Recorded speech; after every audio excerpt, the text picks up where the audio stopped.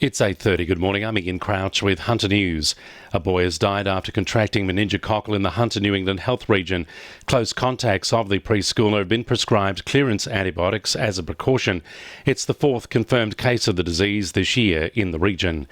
Lake Macquarie MP Greg Piper has promised to take the resolutions of a residents' meeting over lead contamination from the former Pasminco smelter to the government. Around 250 residents voted unanimously last night to reject moves by Lake Macquarie Council to change planning control guidelines, which would make individual households responsible for remediation of lead-contaminated land. Although invited, no representatives from Council or the EPA attended last night's meeting. Greg Piper told the meeting at Club Macquarie he'll invite Environment Minister Matthew Keane to visit the area. A 32-year-old man is due to face Maitland Local Court today, charged with unlicensed driving following a pursuit at Cessnock last night. Officers attempted to pull over a trail bike without number plates on Wallenby Road, but the rider sped off. However, he didn't get very far, with the bike running out of fuel in nearby Jerd Street. A survey being undertaken by the New South Wales Business Chamber will be used to address the Hunter's high unemployment rate, which is currently double the national rate. Businesses are being encouraged to complete the 2019 Workplace Skills Survey before the end of July to ensure major skills shortages can be identified.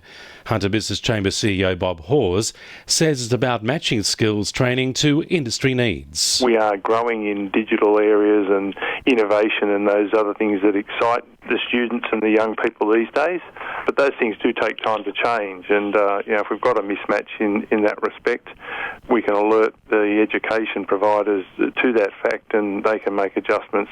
The state government is asking for feedback on plans for Stage 2 of the new Maitland Hospital at Medford. The plans will be on public exhibition through the government's planning portal until August 8. The $470 million facility will be 70% larger than the existing Maitland Hospital. Newcastle Police are inviting Wallsend residents to a pop-up police station in the town today. Officers will be on hand in Nelson Street from midday to hear residents' concerns. It follows repeated calls from Wallsend MP Sonia Hornery and shopkeepers for a permanent police presence in the area. 2NURFM Sport. The Newcastle Knights have a boost of confidence heading into the Roosters game this weekend, with Kalen Ponga and Mitch Barnett returning from injury and suspension. At their last meeting, the Knights humbled the Sydney side with a 38-12 win at McDonald Jones Stadium. Former Rooster Connor Watson says Newcastle will have to work harder this weekend to win against the side. You know, they're one of those teams that sort of take things like that personally, so it's a good challenge for us.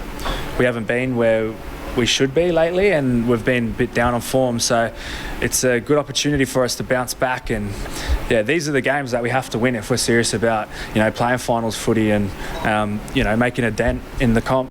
Dungog Olympic rower Spencer Turin has teamed up with Alexander Hill to claim gold for Australia at the World Cup in the Netherlands.